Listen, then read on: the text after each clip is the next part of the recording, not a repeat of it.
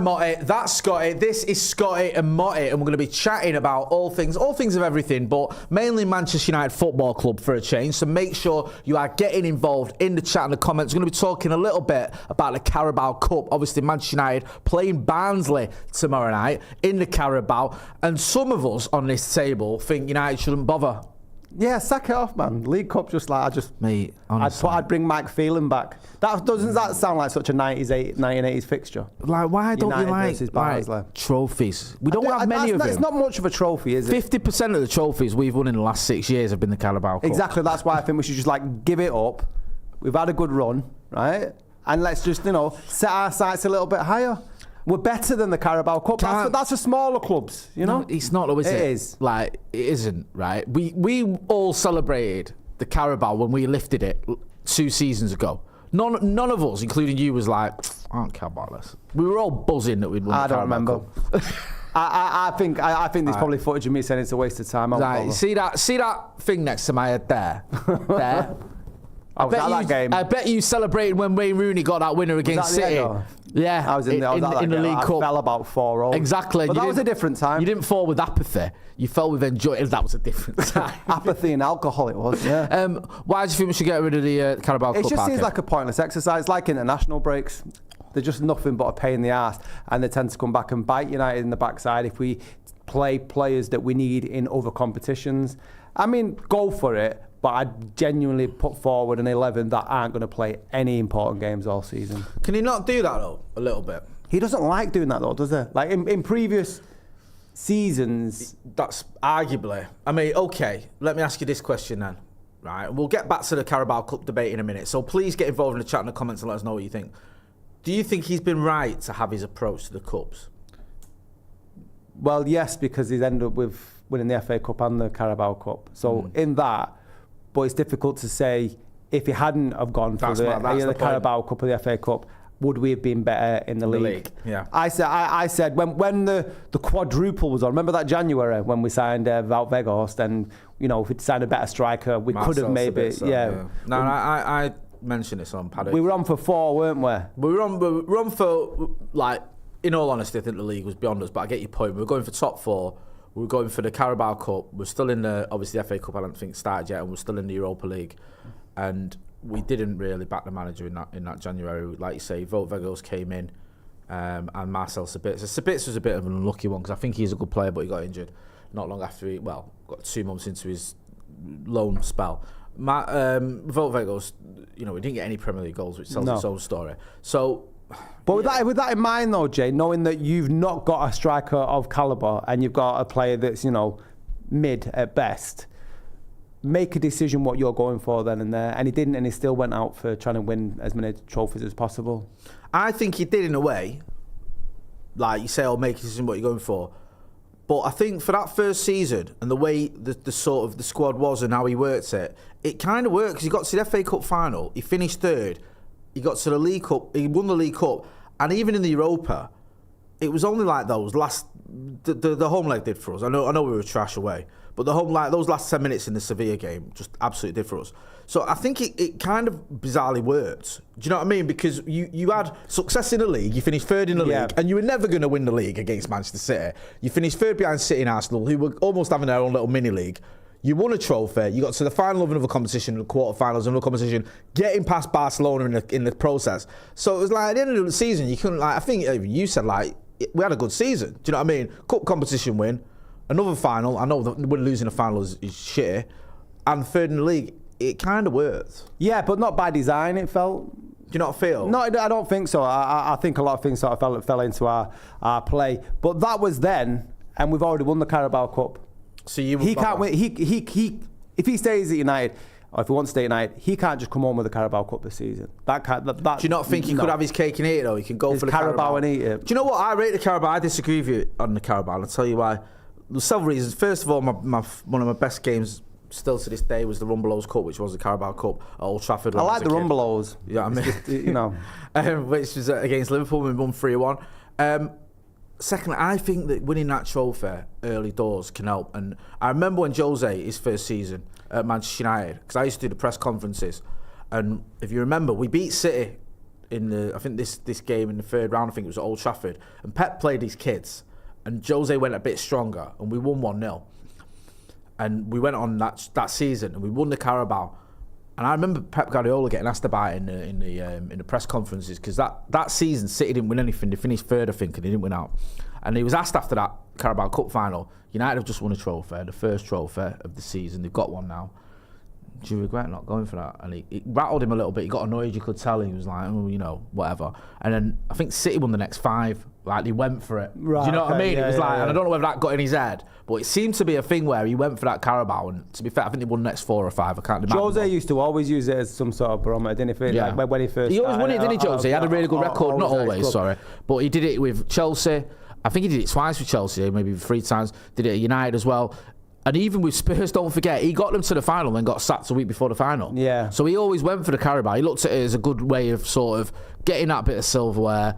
And then, because it's so early as well, what I like about the Carabao, it's February, isn't it? Yeah. So you've got that, right, we've won summer, let's build on it. I think that's... How did that work for us last time, though? Do you not think we fell off after winning the Carabao Cup? You always say this, but we still finished third, though. Do you know what I mean? Like, Yeah. it was like, there's this thing about... The performances weren't great post-Carabao. And I think a lot of that... players that sort of a lot of that was... Marcus's goals dried up and Wout Weghorst wasn't scoring, so all of a sudden, and Anthony weren't scoring, so all of a sudden you were looking around the team going, where are the goals coming from? And I think Marcus got like 2 post Carabao, or 3 maybe. Bruno got a few, but Wout Weghorst didn't get any in the league. Anthony went through a barren spell. I think Sancho might, to be fair to him, got a couple, but I don't particularly think that it was a mad drop off. It wasn't. If you look at the form, it wasn't. I think it's been over exaggerated that United fell off a cliff after we didn't. We still. I think we were 4th when we went into that game, or 3rd, and we stayed 3rd.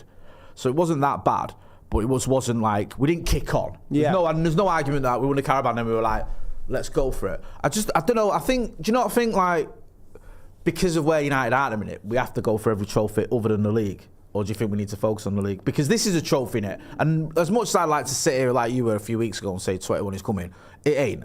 Not this season anyway. So do you not think like, well, we're not going to win the league, let's try and win the other cups? I just think that's a measure of how far our expectation level of Manchester United has dropped. Now, I'm not saying I agree with everything Cristiano Ronaldo says, but I do in that sense that you have to try and win the league. That has to be the up. Even now, so if you were looking at it and you were saying... I know we're not going to win the league, right? But if I'm Manchester... I said this last year when he was saying that we're not good enough to do X, Y and Z. I don't care. You instill that in your players, that belief that you can try. Otherwise, what's the point in taking part? If you're looking to emulate the success of something that you did in your first season, in your third season, that's failure. For me, you have got to improve the football on the field, and you've got to go for the top spots. Finish 3rd, okay, but make a bloody good effort on the football field. I'd rather make a better run for the top 4 and go out the Carabao Cup tomorrow than struggle for the top 4 and win the Carabao Cup. And you don't think you can do both? I don't think we can do. We haven't got the squad for it. I disagree. I do. Right, let's put it. Ugarte looked great for the cameo that he came on against Southampton. Well, let me ask you this. He gets injured, what happens to that midfield? Let me ask you this, right? When we won the Carabao Cup, who did we beat? Sunderland or someone? No, come on. Newcastle. Right, who else? Did we beat Villa? It was like one of Forest, Villa, Charlton, that was the and one. someone else. Yeah. Like, it was not the Champions League. It's 4 games, and one of them can be against League One. Villa in the Champions League. We've got Barnsley, right? You get past Barnsley, you could quite easily get, I don't know, not Wigan because they've been knocked out. Like, you could get another League One round. Yeah, you get another League One, and then all of a sudden you're in the quarterfinals of a cup competition. It's not like, no, I get that. I'm not saying right, but what I'm saying is that shouldn't be the focus, or that shouldn't be the priority. I'm not saying it is, and I don't say it should be. I don't think it is, but I think you can win I don't think you should just go forget the Carabao. That's where me and differ, because you're saying forget it, you don't even want to be in it. I'm saying it's a decent trophy. It is a major trophy, and it's not a major trophy. It's not at all. It's a rung up from the Charity Shield. You changed your tune, right? Because I changed my tune on a daily basis. You used to say this was a major trophy. It was 3 years ago. 2 years ago. It was. It just isn't anymore. Things change with time. Right, so it's not a major trophy. No. You'll be saying this about the FA Cup soon, you. Right. So United should what? Forget about the Carabao Cup, and or just fill. Like, how does this work? Like, just field complete reserve team. I would, yeah. Just see if like Jim Ratcliffe. I think that's what he's kind of going to do. You think he's going to do it? I think he has to. I think given the amount of players that went off against Southampton, I think that we are definitely going to play a weakened team. I just wouldn't prioritise anywhere near our. I don't think he should, but I think you do it. Like, I don't think what he did last time round was too shabby, yeah? Because what he kind of did was he kind of went, right, let's mix it up a bit. And then when it got to, like, the business end of the Carabao, he went, right, we're going for this. Because we're in with a trophy. And I like that. I like that idea. And that's what Jose's done. That's what other managers have done. Fergie used to do it. Fergie'd play the kids, and then you get to the final, all of a sudden, Cristiano Ronaldo and Wayne Rooney and them lot would rock up because he'd be like, right, we're in now, we're going to win this. There's only Wenger, I think, who always, remember, stuck with his resis all the way through, and it cost him, man, because you remember like that Chelsea game where they beat him, and it's like because he stuck with the young team. I mean, I know he had a lot of good young players. I think he had like the likes of Fabregas and that, who was a youngster at the time, but he kind of stuck with his kids. I think you can do a little bit of a mixture where you do the resis thing. If you do get knocked out early doors, like, you know, you come up against a good team or a team that, you know, punches above the weight or whatever and does you, fair enough. But if you get to the sort of the semi-final stage, we go, okay, we're one game away from a final there, then I ain't got a problem with going for it. Well, it depends on where you are in the league at that stage. I think what's benefited Ten Hag is the victory on Saturday against Southampton. If he draws or loses that game, then he has to field a stronger team tomorrow night.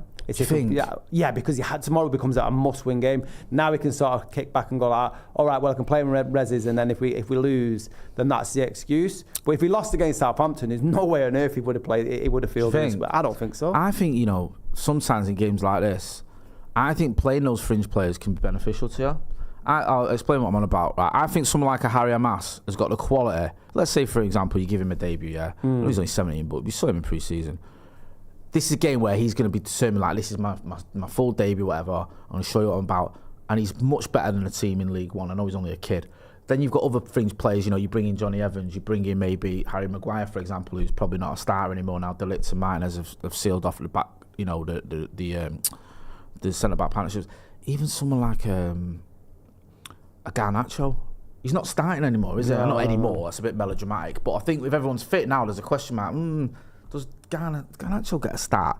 So I think you can have like a little bit of a thing where it's like some of these fringe players think, you know what? We saw it with Marcus. Do you remember Marcus? Like, me and Joe talked about this before. Do you remember when Marcus went on that mad run in that first season under Ten Hag where he scored 30 goals? And it was Dennis Violet's record he equalled. Yeah. Where he got like 8 goals at Old Trafford. And some of them came to Carabao, and I remember him like just having this run of like, and even those games he kind of went for. So I think if you can do it like that, where you've got fringe players and some first team players and mixed together, and the fringe players are up for it. My only worry is you might get some players. Say, I think Casemiro will start tomorrow. Yeah. And my worry is he looking at us going, what the fuck am I doing here? It's Barnsley in the Carabao, man. You ain't starting me in the Premier League, and now you expect him to come up against a team that's 7th in League One. Let us know what you think in the comments. Do you agree with Scotty, who says that he's not up for the Carabao? He thinks we should just play the resis, or I think it's a trophy. I'm not saying we should play a full-strength team tomorrow, but I still think it's a trophy worth going through. Let us know what you know. Let us know what you think. Sorry, Flashburn52 says Scotty looking sharp. Mick Holohan says I'd go for it, me. He also says Fergie did love going for the Carabao when he had a new, fresh team in the past for e.g. Ronaldo era. Jim Max says exactly right. A blended squad, youth and the first team is the right way to go. DB Cooper says, I don't know what he's on about. So joke about Carabao. I'll get it. Oh, sorry, Carabao's right. Yeah, okay. Brian Casey says, evening lads, expect a heavily rotated side tomorrow. Want to see Amas, Collier, Ugarte for minutes, and Wheatley start. Yeah, it's a weird one, isn't it? Because you mentioned there Ugarte. He got a little cameo against Southampton, 20 minutes against a team that were down at 10 men. He looked all right. You know, I'm not going to go, this is it, he's the greatest midfielder ever, or I'm not going to go, he's rubbish. He's definitely in the top 3. Yeah, he's up there, isn't he, with the Keanes and Robsons of this world. But would you give him a run out tomorrow? I'd probably do it similar to the latter stages of the game when Barnsley got tired legs and maybe the game's hopefully won by that point. I probably wouldn't start him. I think the game he needs to start is Palace, which is probably the biggest game of the season for Ten Hag.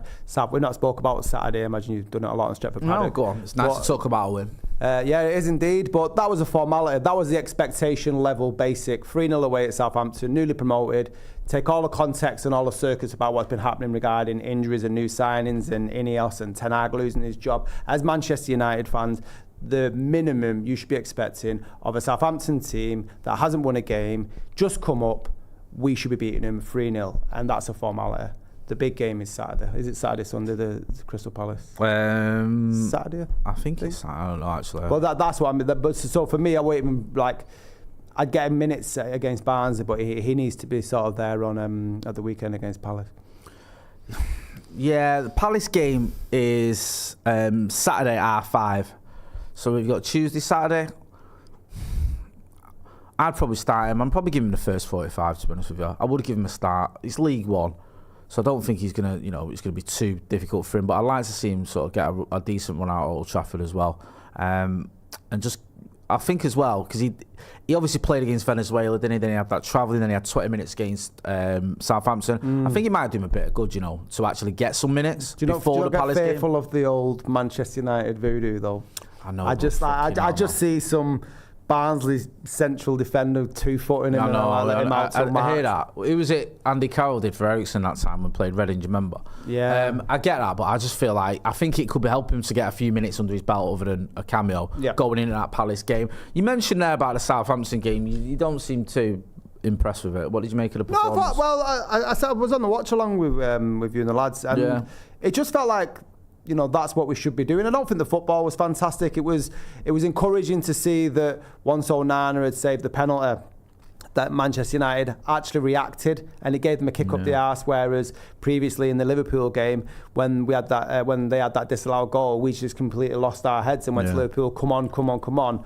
And Southampton away was like the opposite of that. Really, we did a 180. It could have been 4 or 5-0. Really, if Xerxes finishes some of his chances, it was nice for Rashford to get on the score sheet. Yeah, I agree. But let's not get ahead of ourselves. I know everyone will go, it's cynical, Scotty, blah, blah, blah. It was Southampton away, and it's a team that just lost. That's its 4th game, and it's balanced that they've lost. They should be winning that game. I was happy with the performance, though. I thought after that first 30 minutes, I thought played some really good football. And I think if you're looking at performances, I thought De Ligt was magnificent. I thought Marcus had his best game of the season. I get your point that this is a poor team, but, if it's a poor team or a good team, I want to see Manchester United playing well and players playing with a certain sort of, almost like we had a style. Let's just keep hearing about this style, and it looked like it worked with Xerxes in the middle there, dropping deep and playing in the likes of Diallo and Rashford. Obviously, now you've got, for me, almost like the perfect run of fixtures to see how this can carry on. You've got Palace away, which is a tougher game than Southampton away, but it's a winnable game. I'm just talking about the Premier League here. So I think if you go from Southampton to Palace, it's like another little step up. Then you've got Spurs at home. Now, I always think of Spurs as like the perfect team to play, right? There's something about Spurs at home which is ideal because it's a big name. Spurs are one of the big clubs in the country. They are. They're a team that have got a reputation, a club where you go, Spurs, a good team then, Postecoglou. And they are so beatable, it's unreal. They are. Like, Spurs have lost 7 out of the last 11 games. They lost 5 out of the last 7 at the back end of the last season. They are so beatable, it's untrue. And they have been historically. Like, if you look at the results between United and Spurs, we beat them every time I agree with you. But it's one of those games where you go, if you beat Spurs, people like that and they respect it because you go, know what Spurs. Then you've got Villa. Now, that's a tough one. And that's probably the one where you go, okay, if you don't get a result there, it's not necessarily the worst thing in the world because they are a top team, especially under Emery, and it's away. But I think that's a nice progression there where this team can have the easy one, like you said, against Southampton, a tougher one against Palace, but still one I expect Manchester United to win. One at home to Spurs, come on, man. You know what I mean? Like, I ain't having any excuses for that one because I think Spurs have been well overrated. And then you've got the tricky one against Villa. Let me know. Get involved in the chat in the comments. Let us know what you think about the Carabao Cup. So if I wanted to ask you a question differently, Scotty, this season, what would you deem a success? Top 4 and winning the Europa League. Europa League? Yeah, I was looking for, you were talking about Spurs there. Spurs are probably the hardest team within that Europa League to stop us winning it. Because you don't get any teams that are dropping down from the Champions League now. I can't see why we wouldn't win the Europa League and top 4. That's a success. If he doesn't win the Europa League, or I think he needs both to keep his job. What about if he finished 5th and won the Europa League? No. Not even? No, no, get lost. Why? Because I want Champions League football. You'll have it? No, through the league. Oh, right. I'm tired of... No, you know what? I'm fucking sick to death. Sick to death. So you've got Champions League football. United fans let me finish. It's scenario, right? United finished 5th on goal difference and win the Europa League and get into the Champions League. Or we finish 4th on goal difference. Then and win the Europa League and get into the Champions League anyway because we finished 4th. But you'd sack him if we finished 5th, but not if we finished 4th. Yeah, but you're talking about goal difference. We finished on -1 last year. No, if it was that then, or if it was a point or whatever, that would be enough for you. Because Jose finished 6th and won the Europa League, and everyone was like, yeah, happy days. I like Jose. No, listen. I think I get the idea of Champions League or bust, right? I get that idea. And long. But I think, to be honest with you, you know what's happened, Jay? And I'll be absolute context, is that if I had this conversation with you 10 years ago, we wouldn't be going like, all right, well, you know, maybe top 4 or 5 and Europa League. I think what's happened over 10 years is that our expectation level has just been beaten down and beaten down and beaten down. And I just think Manchester United fans should like, no, fuck that shit, man. We should be going for all the trophies at the top. And if we're not, then heads need to roll. I'm sick of it. Last 10 years ago, I'd have been buzzing with top 4 in Europa Leagues. We were in the Europa League last 10 years ago. Yeah, we finished top 4, we weren't even in Europe. Do you know what I mean, though? Do you not think our expectations... Yeah, no, we don't have to be realistic. The whole point being a football fan is to dream. You did it for 2 weeks, right? You sat there and said 21 is coming, and then 2 weeks later you went, after the Brighton game, you went, nah, it's still happening, we'll be all right. And then the Liverpool watch, you went... Like, listen, mate. There's a difference between being like... ambitious or whatever and striving. I get all that. I get striving, but also there's a bit where reality kicks in and you go, we finished 8th last season, right? We bought Joshua Zirkzee, Matthijs de Ligt, Nazer Mazraoui, Manuel Ugarte, and I'm missing someone. Who am I missing? Oh, sorry, Lenny Yoro. Is that everyone? Yeah. I think that is. Now, this is where me and you differed a little bit. I looked at those signings, I thought they're all good signings. Do I think that's going to make up the difference from us being in 8th to get to 1st? No. I think you have to be realistic about that and go, the way we're going to win the league is going to be over. I think this time next season we have to challenge for the title, 100%, yeah. I don't think you can say next season finishing 4th or whatever, or 5th is good enough, or the ambition to that. I just feel that where we were last season, and the fact you brought in like 5 new players, I kind of get the idea of kicking on and getting closer to the top. That is my sort of thing. And I also think Erik ten Hag, he's damned if he does, he's damned if he doesn't. Now, I get you want him to come out with his chest out. I understand it and go, we should be going for the title. This is Manchester United. And Ronaldo agrees with you because he says the same thing. In Manchester United, you come out and you go, we're winning the title this season. But I also think if he comes out and he sits there and he goes, we're winning the title this season, especially after some of the results, that people go, fucking hell, he's lost it. But is that any worse than him making Harry Potter references? I want my managers to say that they are not say we are going to, but they said, well, we are Manchester United. We are going to try to win the league. But that's the difference. You know, you talk about this sort of. We've all had our expectations lowered, and you're right, we have. I think a lot of that's been with managers, because managers have almost done the same. They give up. Like Jose said, we wouldn't have won the Champions League anyway when Sevilla beat us. You remember? Yeah. Do you know what I mean? The season the Scousers got to the final, and he went, we weren't going to win it anyway. And I was like, bro, you have like Louis van Gaal, who don't even get me started on him. I like Louis van Gaal, but, you know, come on, the football title. And he kind of, you know, sort of admitted as much that we weren't going to do anything other than maybe get into the Champions League and win it, or try and win a trophy. Ollie was a little bit different, but then towards the end you could see he'd given up. It was like, it went from we're going for the title to, you know, hanging on by a thread. And I think that gets to you as a fan, because I think you've had sort of 10 years now, haven't you, of like, managers almost going, yeah, you know, top 4 will be all right. And then you get it in your head, don't you? Especially when that's you see what I mean, but then when people are going about performances last season, about players not, you know, running the socks off for the badge and having the honour of playing for Manchester United. No. If you've got a manager in the dugout and like, you know, I'm going to keep my job if we get top 8 and we only get a -1 goal difference. I just think once you get used to the level being so low, then, you know, I think we need to buck up our expectations. You do, certainly. I don't think a Carabao Cup would be anything to celebrate. We've been there, done that, run that now. Remember that. Remember that in the final. Yeah, I'll be there in February. When he's there in February. Absolutely. Like, yes! Ten Hag's Carabao Cup Reds. We've all been there. Santa Note says, easy on the ice says, yeah, still confused about the Europa League. It's weird, isn't it, the Europa League this season? I tried to do a watch-along for the draw, right? And the watch along for the draw that I did consisted of me waiting till the entire draw had been done and then reading out the fixtures. Because as it was going on live and I was trying to get my head around it, it was a shambles. Even by my standards, it was a shambles. Because I was like, oh yeah, Rangers. So we play Rangers at home on whenever, and then we're away on the. Oh no, we're not playing them or whatever it was. Yeah, we're not going to Glasgow. Yeah, no, it was the other way around, and I can't remember the way around it is. And then it was like, oh yeah, we've got FC 20 at home on the, and then the away leg will be. Oh no, we're not going away. Like I didn't know what was going on, so it's all different, innit? It's different for the Europa, and it's different for the Champions League. Now listen, I agree with you on one thing, right? Manchester United should be in the Champions League. This fucking Europa stuff, man. You know, like 2017, we won it. And I remember I was at the final in Stockholm. We left the final and was like, right, that was great. After listening to your poem being played on the channel, well done. Yours was the official UEFA poem for that. Well done, my man.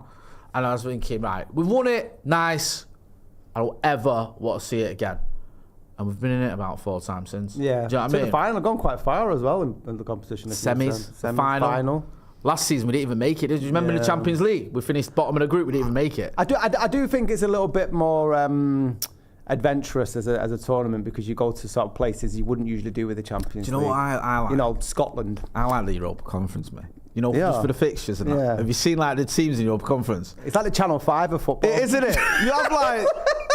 It's Eldorado FC. You have like some sort of factory 11. Yeah. It's like a factory team in it. Like Mike's Mechanics. Yeah, Mike's Mechanics. Like, hang on a minute. The Red Lion. Quick Save FC. What's this? We're literally playing pub teams.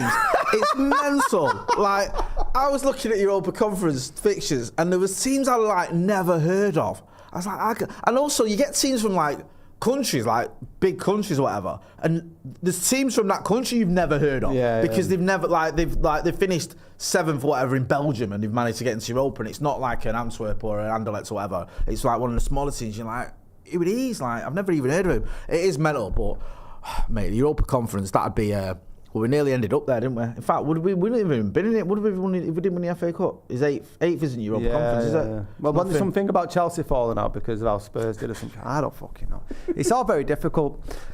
What do you think anyway? What is the minimum? Yeah, go on. Not even to keep Ten Hag's job or whatever. We're not going down that road. It's bloody boring. As a Manchester United fan, should you expect in 2024-25 that we should achieve? I think we have to at least say we're going, or say we're going to try to get the title. As ludicrous as it sounds, that's what I'd say. And then get sacked by January and say, well, I'll give him my best shot. You said we were going to win the title 2 weeks ago, and then but that was 2 weeks ago. You gave it with that. So imagine the manager came out after the Fulham game. He went, "This is the manager. No. This is the manager, boys. 21 is coming. This is the manager." He lost the next 2 games. Who last frigging May or April said we're one of the most creative and entertaining teams in the league. Yes, that sounds more like crack smoking. You're right. He said it last April. Yeah, the 1st. He was having everyone ludicrous over. Saying at the beginning of the season we might try to win it. Oh no, we're rocking up in 8th and we're one of the most creative teams in the league. I know you can smoke certain things in Amsterdam. Listen, I like tonight. I backed him, but I don't agree with everything he does. I certainly don't agree with the Harry Potter references. I'll give you that one. You don't like Harry Potter, do you? It's kids with sticks, man. I'm 44 years old. There's nothing there for me. I'm the only one in our house. Everyone in our house loves Harry Potter. I'm not a big fan. They're all slithering, whatever that means. Like you know, snakes the house and that. I'm Gryffindor. John B says, chaps, which wire character would you choose to manage United if you had to? Just for the pure car crash, I'd have McNulty. Really? Oh, imagine him on a Sunday morning doing training. I think Bubbles. Post drugs, like clean bubs. Just out of his head. That's a great question, that, isn't it? I'd probably say, you'd probably go Stringer Bell, like a bit, you know, or what's his name? Is it Freeman? Lester Freeman plays 4D chess like no one else. You'd win everything with him. But just purely for I'd have Bunker McNulty as manager and yeah, that'd be class. That brilliant. Let us know who you'd have.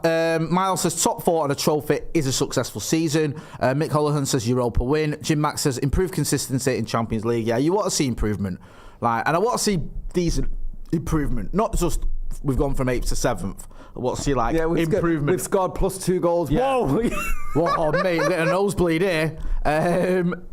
Same question, says Mick Holohan, but with Sopranos. You can't have Tony. Okay, that's fair. Do you know who I'd have? Who? Paulie? I don't know, maybe Johnny Sack. Yeah. It's a bit slippery. I know it all goes a bit Pete Tong for him in the end. Yeah, I quite like what's his name who has the wig? Richie, is it Richie April? Not Richie April, the wig. Ralph Cifarelli. Because that'd be just like kamikaze football. Wouldn't it? That'd be like just insane, him coming in, giving gladiatorial speeches at half time, and then you're getting lamped around the face if you don't perform. Yeah, that's not a bad shot. Or Chris Moltisanti FC. That'd be decent, that, wouldn't it? Yeah. You've been watching the documentary on the I've not watched it yet. A lot of people keep telling me. It's decent.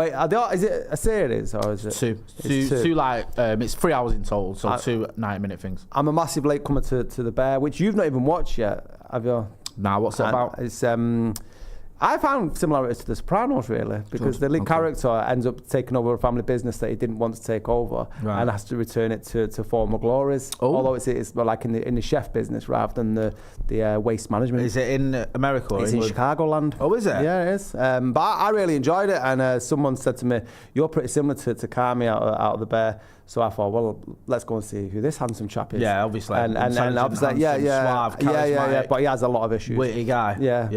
Okay. I don't have the sharp, piercing blue eyes of him, though. You can't have everything, mate. You've got a lovely head of hair. I have. Count your chickens. Listen. Can I just say something before we go? Yeah, of course you can. Obviously I'm wearing a suit today. It's my Uncle Mike's funeral, and he was a massive Manchester United fan, and almost would have made it if the Queen didn't ask him to visit. Yes.